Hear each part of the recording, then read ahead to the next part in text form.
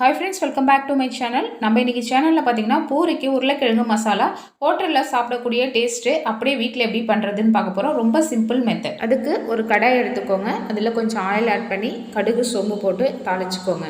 அதுக்கப்புறம் பூண்டு க்ரஷ் பண்ணி போட்டுக்கோங்க. போட்டுட்டு அதையும் நல்லா வதக்கிக்கோங்க. இப்போ இந்த கடாயில் பார்த்தீங்கன்னா ஃபஸ்ட்டே நான் என்ன பண்ணிட்டேன், உருளைக்கிழங்கு பச்சை மிளகா வேக வச்சு ஸ்மாஷ் பண்ணி எடுத்து வச்சுக்கிட்டேன். அதனால் உங்களுக்கு அந்த கடாய் வந்துட்டு ஒரு மாதிரி ப்ரௌனிஷாக ஆகிறது தெரியும்.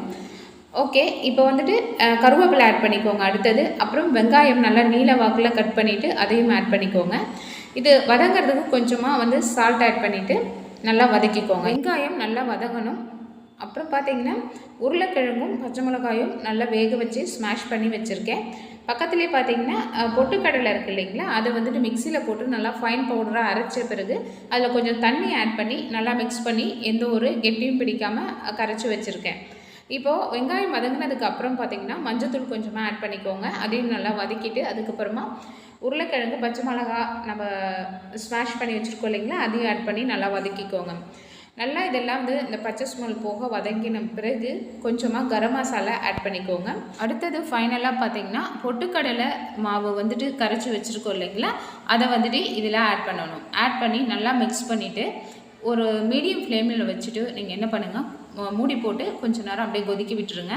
இது நல்லா வந்துட்டு நம்ம பாயில்டு ஆகிட்டு உங்களுக்கு திக்கான கன்சிஸ்டன்சிக்கு பூரி கிழங்கு ரெடி ஆகிடும். இது வந்துட்டு நீங்கள் சாப்பிட்றதுக்கு சூப்பராக இருக்கும். இந்த மசாலா செய்கிறதுக்கு ஜஸ்ட் ஒரு 5 மினிட்ஸ் தான் ஆகும். இப்போ நான் பார்த்தீங்கன்னா 2 பேருக்கு தேவையான அளவுக்கு தான் நான் செஞ்சுருக்கேன். உங்கள் வீட்டில் எவ்வளோ மெம்பர்ஸ் இருக்காங்களோ அதுக்கு தகுந்த மாதிரி நீங்கள் குவான்டிட்டி வந்து இன்க்ரீஸ் பண்ணிக்கோங்க. நான் ஜஸ்ட்டு ப்ரொசீஜர் தான் சொல்லியிருக்கேன். மெஷர்மெண்ட்லாம் நான் எதுவும் மென்ஷன் பண்ணலை. உங்களுக்கே தெரியும் எப்படின்னு சொல்லிவிட்டு உங்கள் வீட்டு மெம்பர்ஸை பேஸ் பண்ணி பண்ணிக்கோங்க. இந்த பூரி கிழங்கு மசாலா பார்த்திங்கன்னா ரொம்ப ஹோட்டலில் சாப்பிடக்கூடிய அதே டிட்டோ சேம் டேஸ்ட்டில் இருக்குது. இது வந்துட்டு நீங்கள் செஞ்சு பார்த்தா தான் உங்களுக்கு புரியும். நீங்கள் எப்படி இருக்குன்னு நீங்கள் செஞ்சு பார்த்துட்டு கமெண்ட் செக்ஷனில் மென்ஷன் பண்ணுங்கள். ஓகே ஃப்ரெண்ட்ஸ், நான் இப்போ சொன்னேன் இந்த ரெசிபி கண்டிப்பாக உங்களுக்கு பிடிச்சிருக்குன்னு நினைக்கிறேன். இந்த வீடியோ பிடிச்சிச்சுன்னா லைக் பண்ணுங்கள், ஷேர் பண்ணுங்கள், கமெண்ட் பண்ணுங்கள் ஃப்ரெண்ட்ஸ். செஞ்சு பார்த்துட்டு எப்படி இருக்குன்ற கமெண்ட் செக்ஷனில் சொல்லுங்கள். தேங்க்யூ, பாய். நல்லா ருசிச்சு சாப்பிட கிடைச்சது.